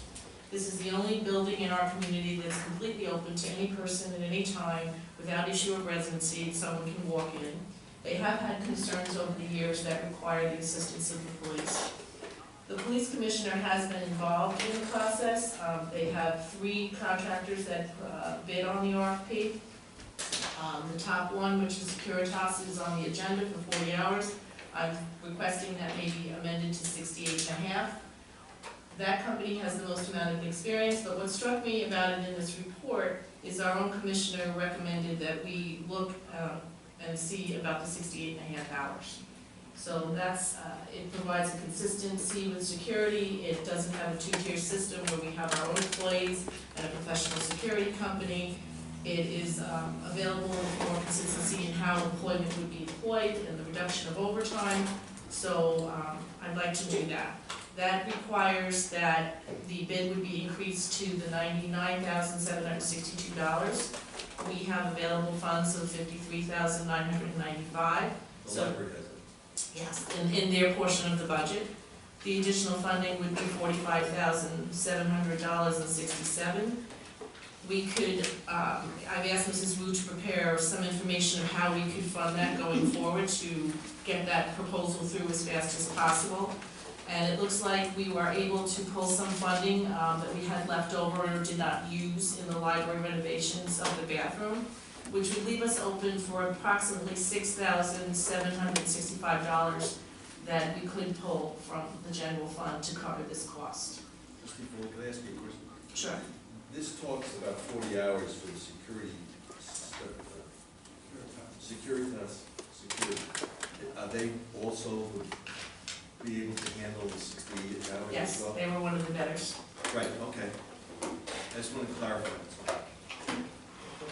I agree wholeheartedly with going to the 60. I don't like the idea of a 2-tier system. Well, more importantly, our own police commissioner and before he retired, inspected recommended As well, 68 at the time of hours. budget, that's true. I mean, why would you go for 40? It makes no sense. If we're gonna do security, we might as well have full-time security. And then one of the other things is, as far as I know, is that if in the event we were to go to the 68.5 hours, therefore, we're not going to have the monitors in the library. In other words, if these people are gonna be the security, they'll be the security, not the monitors. The security company will fill the role of providing security. Right. Correct. Okay, and if in the event the library decides that they wanna continue employing those people that they can, but the bottom line is that, you know, when someone looks at this and says, when you're spending another $40,000, well, again, as far as security, we're not spending now $37,000 on monitors. Basically, that kind of offsets that. The deployment of personnel, I would recommend going back to the library board. Absolutely, it's their choice. They can It's do what their they want. choice of how to manage that. Sure. But to avoid conflict in the area of who's doing what, I've had conversations with the chairman of the board, and he agrees that the security company would consistently provide the operation of security. Right, we're not gonna share that. Correct. Anything further? No, Okay. I don't know if we amended. Do we have any questions? I'll Yes. make a motion to approve It- with the 60 transfer. Is the budget transfer being simultaneously authorized? Yes. Very good. So then both to approve the use of the 68.5 hours at the increased price and to authorize Ms. Wu to make the budget transfer. Mary Ann, why did you ask for 40 hours? For budgetary reasons, because that was the amount that had been appropriated in our budget. And we're making up the difference now. This board is making up the difference And, for the next year. and there's some funds that we have. From the funds that found. Correct. And again, also, when you award this contract, it has to be for a year. It has to be for a year, so this runs through January or February of 2021. Right. So that And puts the us at library the board first. would then be required to fund it from February through May of 2021. Correct, this board is taking the action that by doing, we have to do the A year year contract. the year contract. By doing that and authorizing that, the library board is covered for the last 6 months of this budget, the first 6 months of the next budget. So in their budget planning, they would be covering 6 months of that. It would be the following budget year that they would absorb the full cost. Right. If I could just make a suggestion, I know this is the first year we were doing this, and I am absolutely in favor of it, but I also, on the finance side, I'm sure I can speak for Mrs. Wu, but it's probably good to coordinate everything where everything comes due at the same period of time. So this way their department is not dealing with contracts that come at different times. So possibly if we go through the first year and we're gonna continue this, that maybe the next contract we do for 16 months or whatever, so that this way we bring everything in line with our budget system going That's a forward. great suggestion. So that's the only thing I'm saying, but I'm saying, you know, let's do this for the first year, and then we evaluate it, and then we see how we go. But this should really be brought in line with the budget season. I agree. The year one of this is a good idea, and then having an extensive review if you're satisfied with the services before we extend the contract. Thank you. The motion has been moved and seconded. Yes. And all those in favor? And that motion passed unanimously. Mayor, the other item that was removed is item number 27, but from my listening to the conversation with board members, it's my understanding you may wish to table that item. So is there a motion to table? Okay. I'll second it. All those in favor? And that passed unanimously. Okay. Thank you, Mayor. I believe at this time the board intends to end its business on the agenda items, with the exception of now moving into a work session. Customarily, in a work session, the public is permitted to observe, but there is no provision for citizen participation unless in the discretion of the board it wishes to invite someone to do so. I think that will go without the, Very good. Then at this time, is the board concluding its agenda items and moving into work session?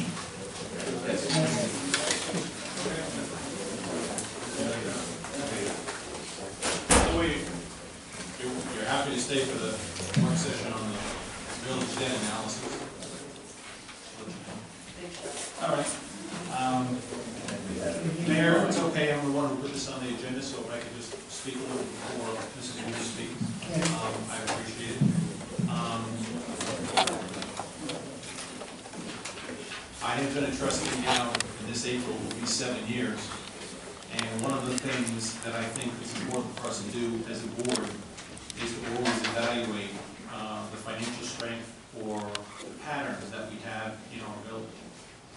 In the last 7 years, I will tell you that this board has been extremely efficient in finding waste, in finding also that there were so many departments that needed to be brought up to date, whether it was equipment, whether it was processes, whatever we did. And I will also say that it has been mentioned by certain people in newspaper articles that this board is not conscious or does not think about the monetary condition of this village. And I will tell you, as the chairman of finance, and I know that trustee Macrinas was before that and others before him, that we look at this and we take it very seriously. So one of the things I asked Mrs. Wu to do was for her to give us an overview of the debt of the village, of where we have been for the last 7 years, and where we project going forward. I also think that when you look at the presentation, I think what it shows is that as any organization, there comes a point to where you need to look and evaluate and say, how might we have to tweak or change things going forward? Because again, the financial strength of this village is one of the strongest aspects that Garden City has, that many villages and towns would love to have. So with that being said, Mrs. Wu, I'll turn it over to you, and we'll go on from there. Thank you. Or you can just dim maybe one light, you don't have to dim them all.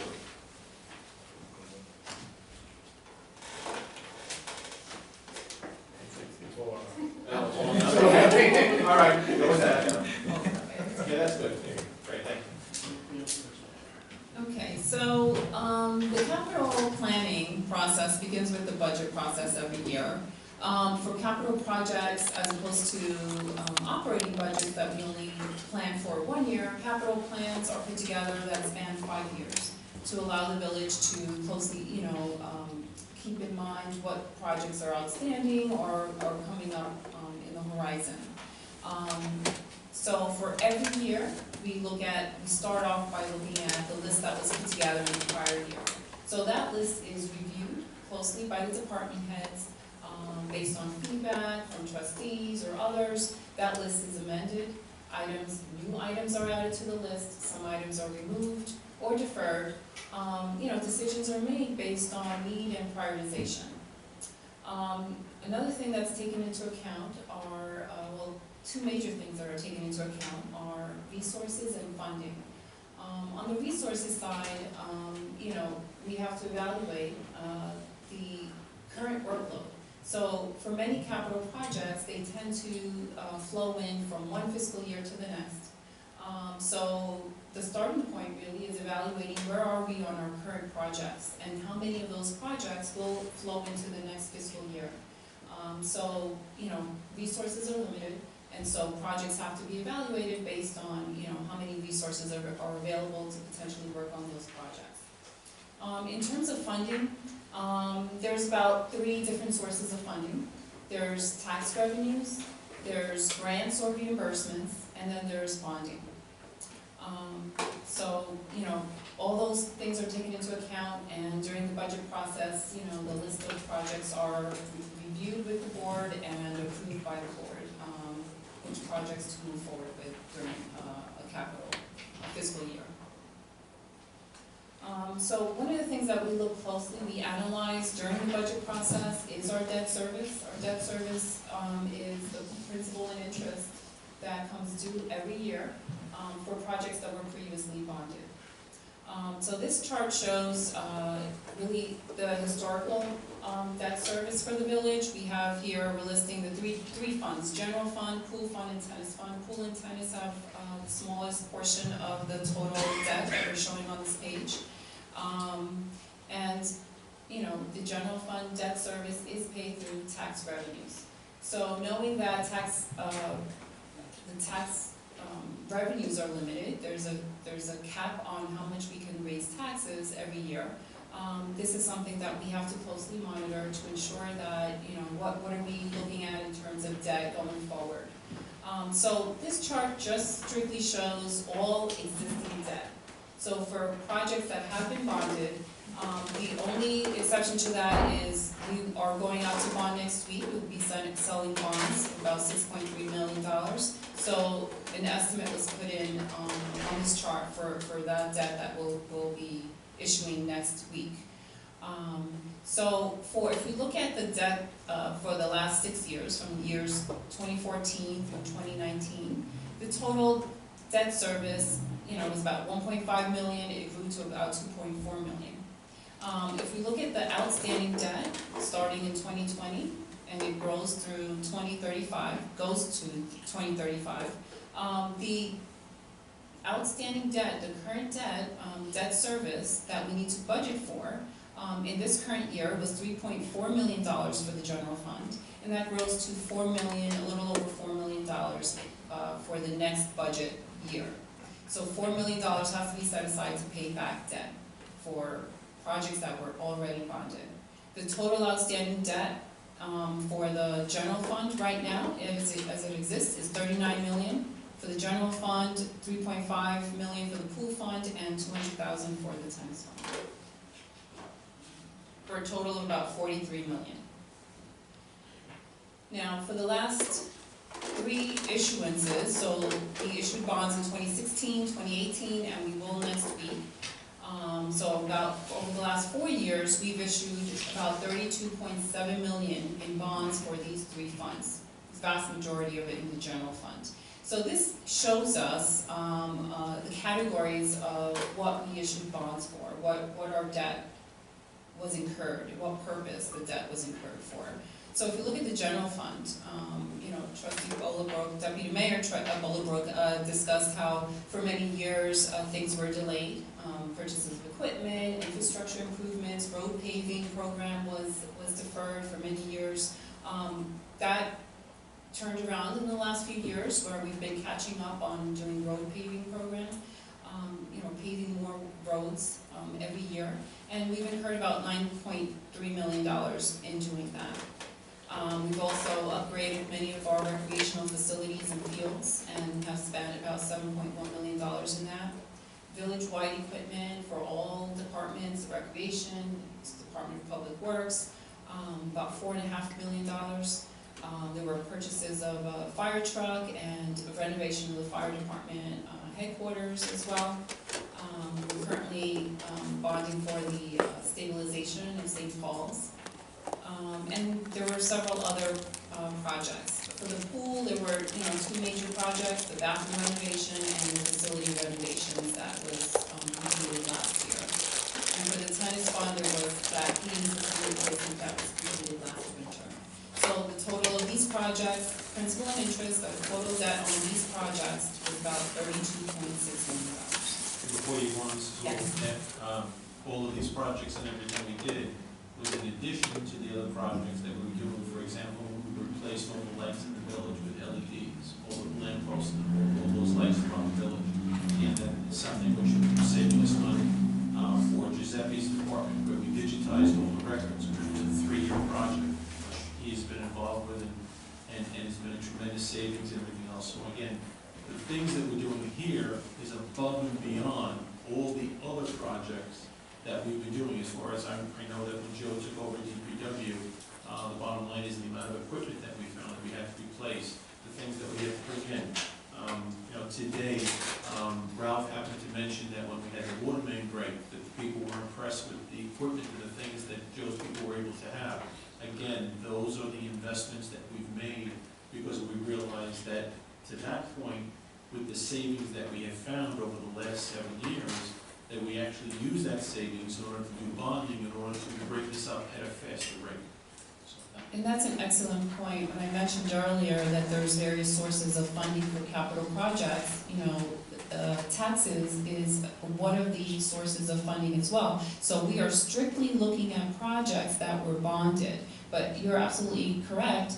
Every year we utilize $2 to $3 to $4 million, sometimes more, of tax revenue to do projects that are not bonded. There were system improvement projects. In all the various departments, was funded through that. The digital project. There are many projects that we do that we fund via taxes as well. So Well, those are not, this is not the sum total of projects that have been done in the last few years. No, and in addition to that, even for example, in the water department, one of the things that we've done is that Joe works, and every single year, we're now renovating literally one well every single year, in addition to all the other 140 Axion and everything else they're doing. And what we did was, correct me if I'm wrong, Ralph, it was either last year or the year before, we actually pulled over $1 million off bonding, because what we wanted to do is that we said, well, if we have the money, we're gonna pay for it in cash in the water department, which was part of the settlement that we had. So again, and all the renovations that we're now doing of future wells, we have the cash there, so that this way we don't have to bond. We can now pay for those renovations, and no matter what happens, Joe and his crew have the ability to do that work. So, am I correct? That's absolutely correct. Okay. Yes. So again, during the budget presentations, we always try to do a projection of debt service because that's a major component of our budget, our annual general fund budget. We try to keep in line with what we estimate, the debt service will be based on the projects that we are putting forward for the board to approve, right? To give the board an idea of, well, if we approve all these projects, this is what's coming, down the pipe for the debt service to be repaid. So this chart just visually shows the blue lines, that's the existing debt. So these are the numbers that come from the previous chart. The orange boxes show the bonds that will be issued next week. The gray bar on top of that shows, per the last year's 5-year plan, the projects that were discussed last year and thought about for the 2021 fiscal year, which we haven't amended yet. We're currently in the budget process, and that list will be amended. However, last year, that list totaled about $10.6 million worth of projects to be done in the 2021 year. And out of that, about $7 million of that was to be bonded. So that gray box just represents an estimate of projects to be bonded next year. And then to try to do the projection out a couple more years, we continue the trend of $7 million, bonding $7 million a year for the next 6 years. And so that brings us in 8 years from now, our total debt service, if we continue on that trend, our total debt service would be $7.8 million a year, or for that last year that we're seeing. So that number includes principal and interest, correct? Principal and interest that is due every single year. So that number has to be in your budget. Right. How are you forecasting the interest rates? Obviously, we've seen interest rates fluctuate. That's exactly right. So again, these are projections based on today's rates. Those rates can go up anytime, and so that would make the numbers even more drastic, right? The interest would go up. And do we think we have, if we were to bond $7 million worth of project, do we think we have actually $7 million worth of projects to spend every year? Joe?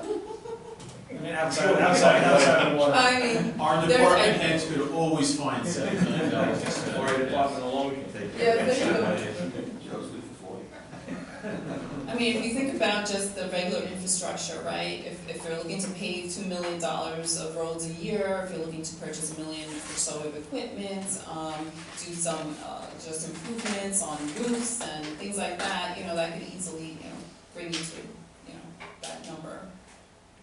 And one of the things I know that we've been doing over the last few years was playing catch up from the financial crisis, right? Do you think we've caught up at this point?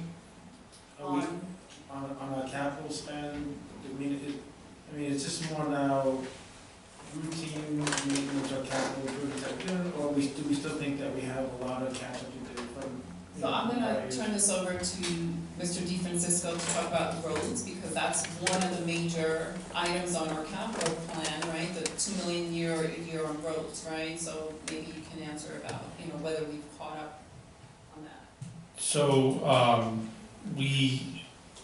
we have, for the most part, caught up on the backlog of roads that we've had in the pipeline. We still have one more major water main replacement to do on Meadow Street, which should include paving also.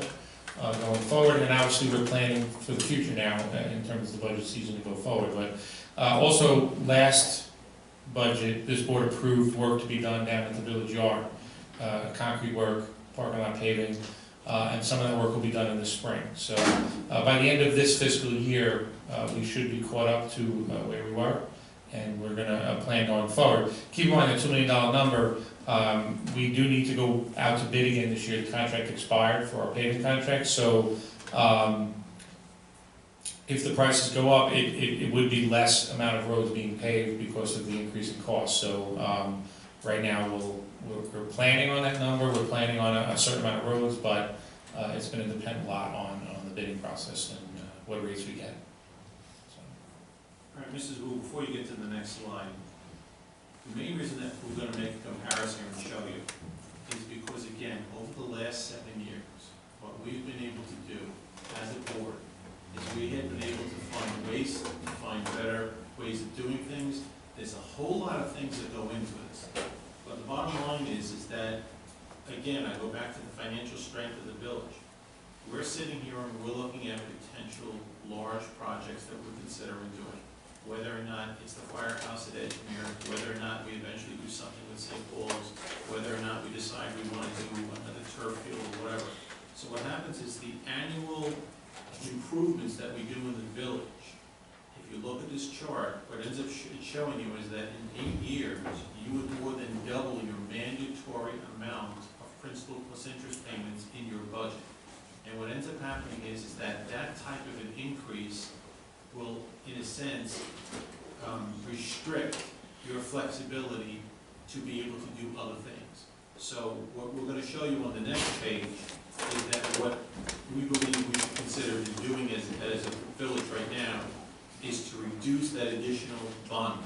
And I also think what would make sense is for the department heads, when they present their budgets and they want to have 8 things done, my suggestion is, I think you should rank them 1 and basically say, you know, here's my, listen, if I'm only gonna get 3 out of my 8, here are the top 3 that I wanna have done. Because I think what happens is, when you see the projection at $3 million a year of bonding instead of $7 million, you'll see these numbers dramatically change. So I didn't mean to steal your thunder, Mrs. Wu, but I just wanted to explain why we did that. Thank you. Yeah, so, as you were saying, this chart shows the same information from the previous chart, except for the green boxes, which show the projections. So rather than assuming we'd be bonding $7 million a year, we're assuming here in this projection that we would be bonding about $3 million a year. Now, what we're saying is, you know, since we know that, you know, funding comes from different sources, $3 million could be bonded, and another, you know, $3 million could be, you know, coming from the tax levy or whatever the breakdown can be. However, the debt service now would level out rather than continue to increase and continue to take more and more of the village's budget. So this is what this shows, the $3 million a year bonding. Which is a significant difference from $7 million. Correct. The next chart just shows from the 2 scenarios, you know, what % of your overall budget does the debt service take up, right? So if we look at the previous years, the debt service took up about 3 to 4% of the overall budget, except for this year, it jumped to 6%. In the first scenario, where we're continuing to bond about $7 million a year, you know, that goes up to 11% in the last year of this scenario. Whereas if you would bond about $3 million a year, you know, that would you know, stay relatively flat to 7% a year. Now, the assumptions for the budget is that we raise, you know, taxes 2% a year. Of course, many of these assumptions are variable. It could change. You can decide to raise more in taxes or less, and that would, you know, change these scenarios. But in general, it would be wise to, you know, like Deputy Mayor Bolingbroke suggested, you know, to maintain a little bit more flexibility and not tie up some of your, you know, a significant portion of your overall budget on something that debt service that needs to be paid back every year.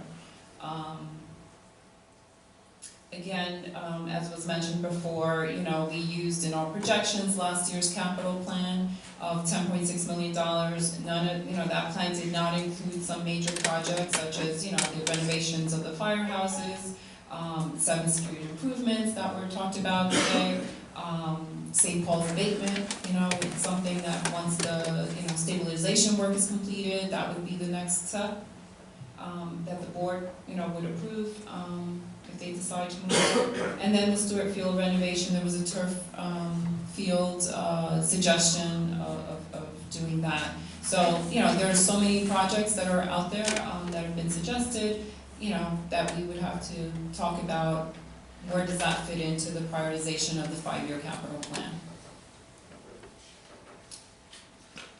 And as you mentioned earlier today as well, the water fund we look at separately because that debt service is paid back through, water revenue. So this is not paid back through the, taxes as the general fund. The water fund, again, as discussed previously, has been, pretty much stable. There was some cash that was being used to fund some of those material projects, which, enable the water fund not to have to, go out to debt, go out to bond for some of its projects. However, we did go out to bond, for the water meter replacement project a few years ago, as well as for the water tank replacement, which was a major project. Now, these numbers here do not include the $36 million that so far has been approved to be bonded for the well treatment projects. And as we know, a portion of that, we've been notified by New York State that we'll be getting a grant for a portion of those projects, and then we're applying for the other projects as well to get some grants, right? So New York State has, determined that they will reimburse about 60% of the cost, which is why we are selling bands, which are short-term, one year in nature. These are bond anticipation notes. We'll be selling $36 million in anticipation of receiving some grants. Once those grants are received, then we can, go out to bond for a longer period of time. However, when we sell them next week, the interest on those bands will come to next year. So we'll know that information next week, and we'll be able to budget for that appropriately during the budget process. And by the way, just to interject, just because I know not everyone, I'm in the finance industry, but I know a lot of people are not. Could you just explain what a band is? Oh, yeah, so the band is a bond anticipation note. It's short-term in nature, so you sell the bands and you'll need to pay it back with interest within a year. You can renew them again for every year up to 5 years. The reason we do that is because you don't want to go out to bond for $36 million, knowing that you will be recuperating, some of those costs back through New York State via grants. So you don't want to tie yourself up for $36 million and pay that debt down over 20, 30 years when you know that most of that money some of that money you'll be getting back. So what you do is you do these short-term notes. As you receive the reimbursements, then you can go out to bond for the net number, the lower number of what your actual cost will be, and then your interest will be lower as a result because you're bonding for less.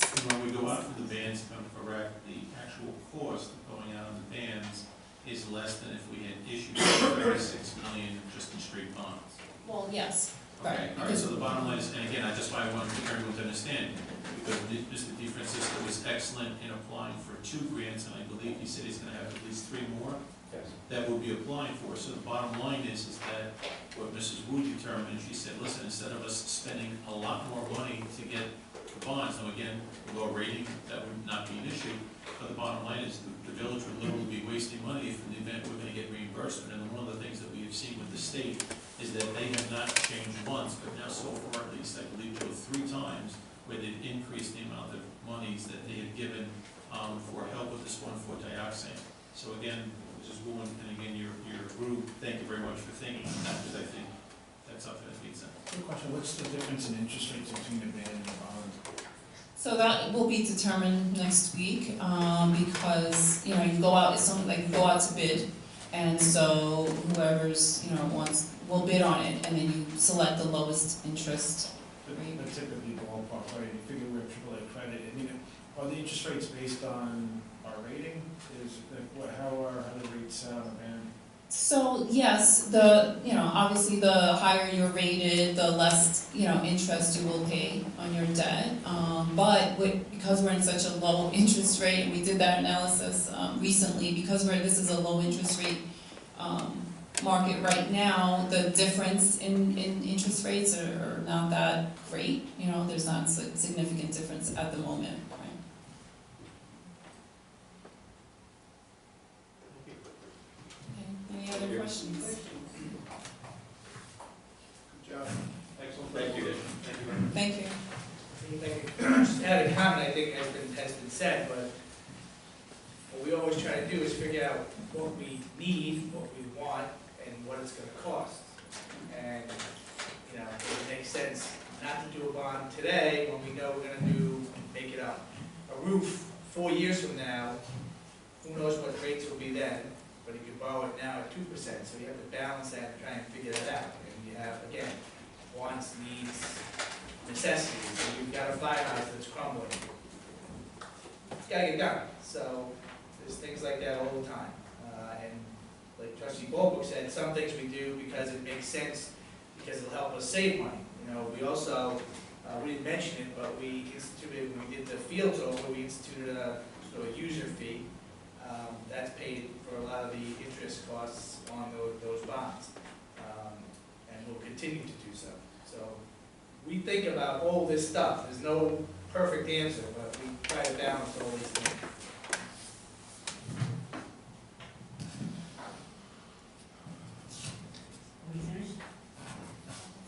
Very good job.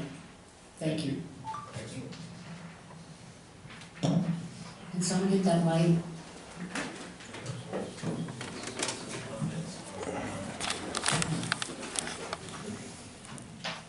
At this time, we will invite people to come up and ask questions on non-agenda items. Yes, Mr. O'Rourke.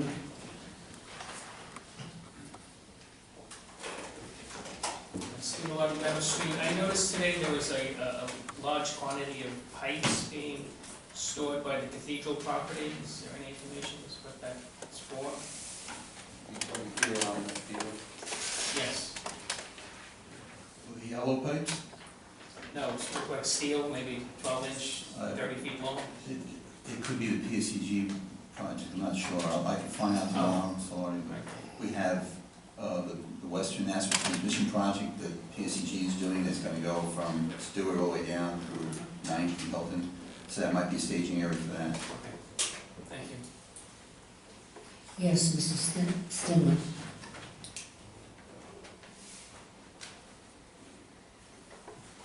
Liam Stimler, Huntington Road. Will Mrs. Wu's presentation be posted on the village website? Yes. Sure. Yes. Anyone else? Okay. May I have a motion to adjourn?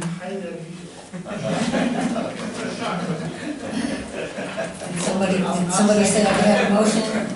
Deputy Mayor Bowler? Trustee Heyer, all those in favor? That motion passed unanimously.